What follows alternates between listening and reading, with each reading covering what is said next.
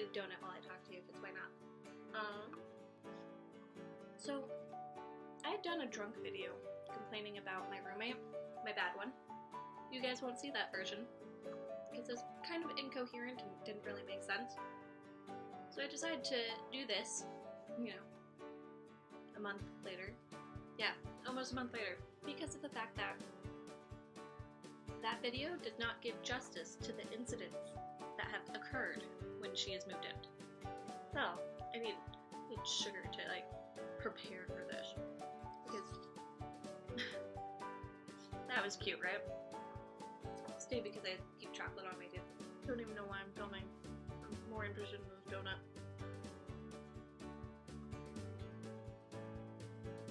I need to, like, gather my rage and, like, get ready. Okay, so I have 3 roommates. I lied, I technically only have 2 because one of them hasn't shown up because of the bad roommate. That roommate's name is Zoe. Okay, let me start that over. JK, her name's not Zoe. Her name's not Chloe. I had a roommate with a Chloe. I roomed with a Chloe. That's bad. What's a rhyming word for Zoe?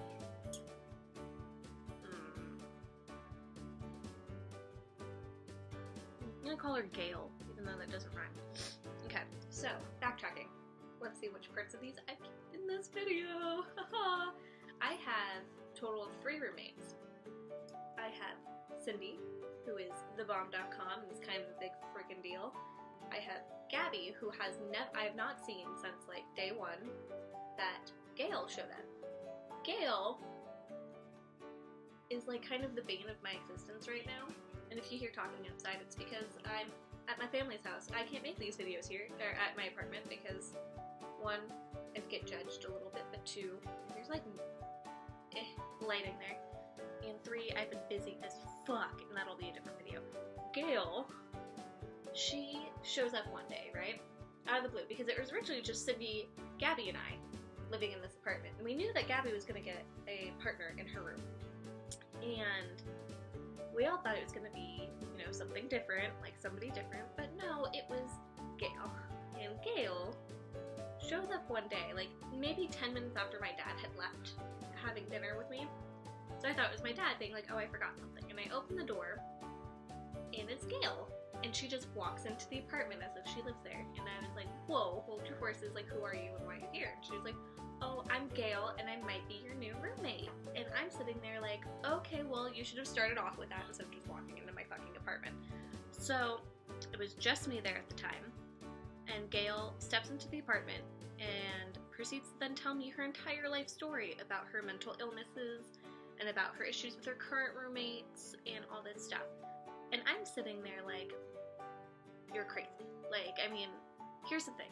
A lot of the things that she has, I'm used to, right? Because, like, 1, she tells me that she has panic attacks. I have panic attacks, but I got that shit handled. I take meds, and, like, I'm relatively normal, and I know how to manage my stress, even though I, like, purposefully, like, pile my life up. She's just stressed for the sake of being stressed. She proceeds to then tell me that she's on meds, and I'm like, okay, great, cool, good to know, and that she has a life coach that will come and help her with her life. And I'm like, that's great, cool, whatever, like, you're not fucking living here, like, this is not fucking happening, right? Because she also then tells me that she lives with a whole bunch of really messy people and all this stuff, and do you know, like, have you ever had just an incident where you just know, like, you know something's up? I had one of those things where I was like, she can't live here. Oh my god, she can't live here. Like, please, dear Lord, do not let her live here. Guess who fucking moves in, like, fucking 3 days later? Gail. Gail moves in.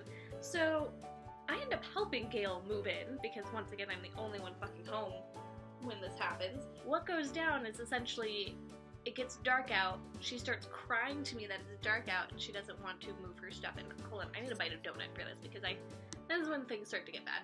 Oh.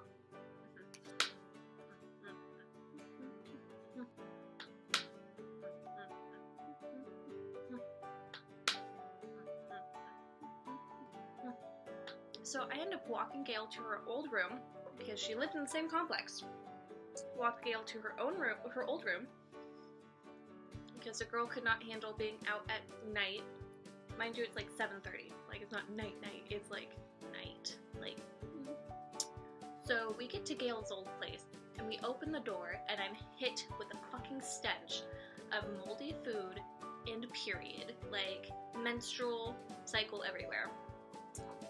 And I was shocked because I walk in and I see, like, what this girl had been living in, and it wasn't just her, it was 3 other women.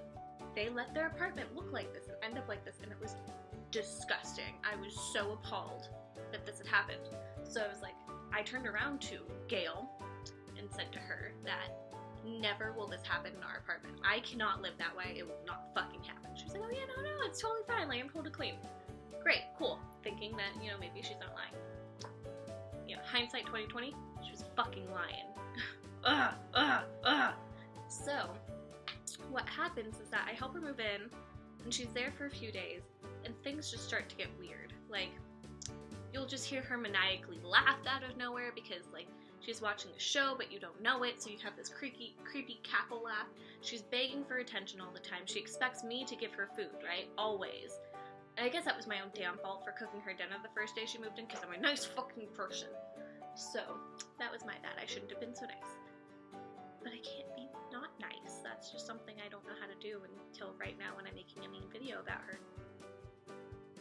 So, what happens next is we start to have issues with her where she's like leaving her clothes in the laundry. And when I say in the laundry, I mean like in the washing machine where it's molded over and it's been there for 5 days. And I need to do laundry, and now I either have to redo hers to get the mold smell off, or expect that my laundry is going to smell like mold, or do shit for her. That's not my job. I'm not your fucking mom. So there's things like that would happen.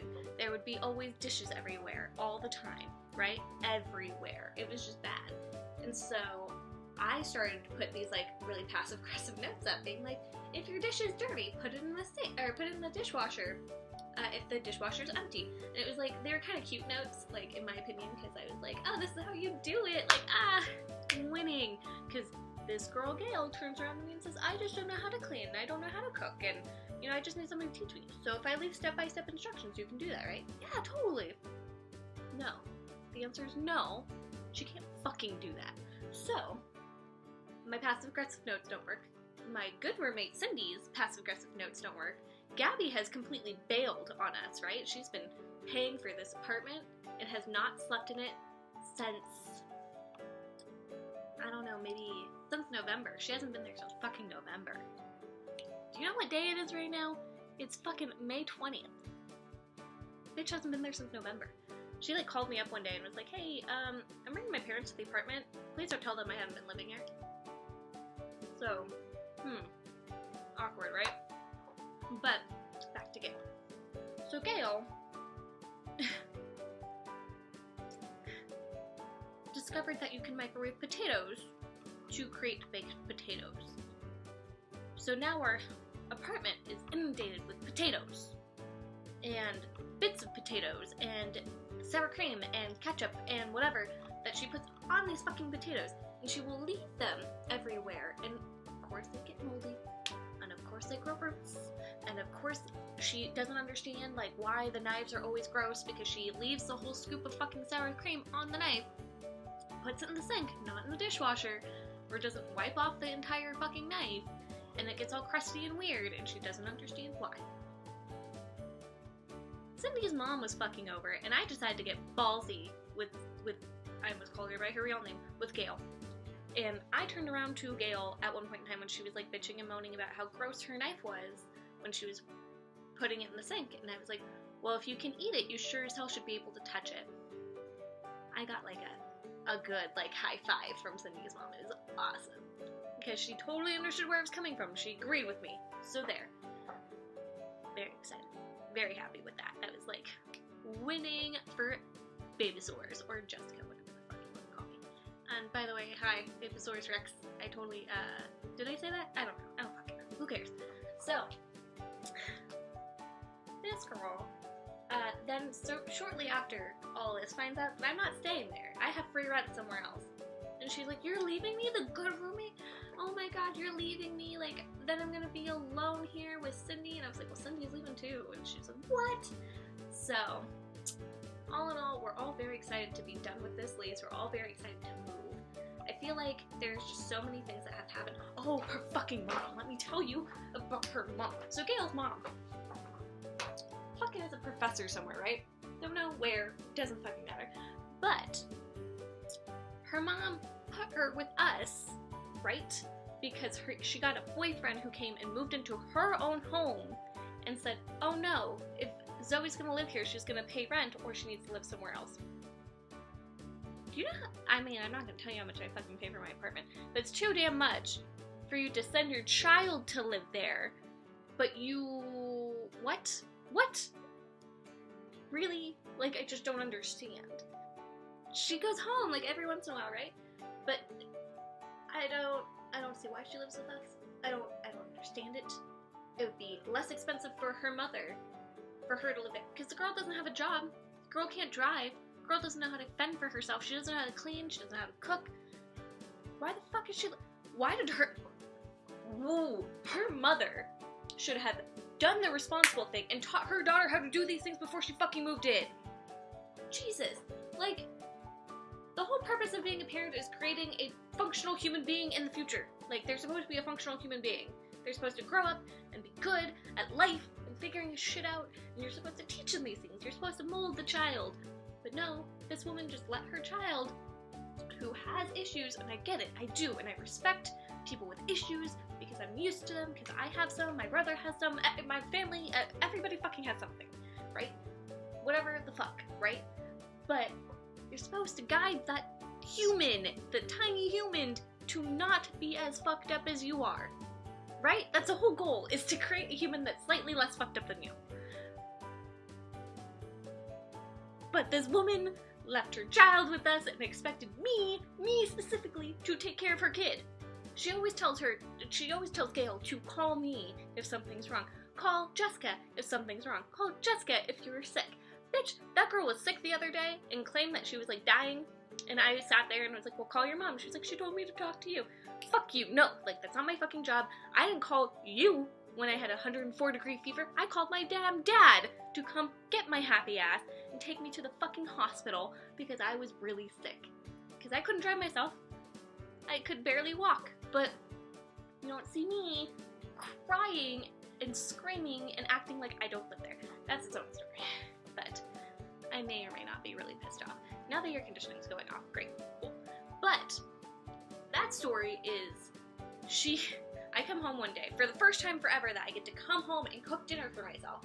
Very exciting. I was craving, like, this pasta that I had from Pesto, and it's very good and I enjoy it. It's one of my favorite pastas that I can make myself now, so fuck you, Pesto. Just kidding, I really like your food. But, what happens is that I'm home for, like, a good, like, 30 minutes, right? Not even, maybe like an hour, and I had been like Snapchatting and like playing and whatever, like, and like talking on the phone with people and like cooking, and I hear Gail making noises in her room, and it kind of sounds like she's masturbating with the door open. And I'm like, good for you, question mark? I'm gonna say nothing to this because that's strange. So I continue on with what I'm doing. And then I drop something, like a spoon or something. It makes a clatter on the floor, makes a noise. And Gail, screams at the top of her lungs, ah, who's there? And is sobbing. And I'm like, who the fuck else is there? You've heard me talk for the past hour to other people on the phone. You've heard people talk back to me on the phone because I have my fucking thing on speaker. Who the fuck else is here? Me. I'm here. And then she starts sobbing, right? I mean, I was nice to her. I was like, oh, it's Jessica, hi. But no, she starts sobbing, and it's like, Jessica, I'm sick, and proceeds to tell me everything that's wrong with her. And I was like, well, I'm very, very sorry, but maybe you should call your mom. She was like, I did. She said she can't help me. Why? Like, why the fuck can't your mom help you? I don't understand that, but whatever. So, she is then now crawling out of bed and like falling over and like putting on this whole show for me, right? And I'm sitting there and I was like, well, you don't have a fever because I checked.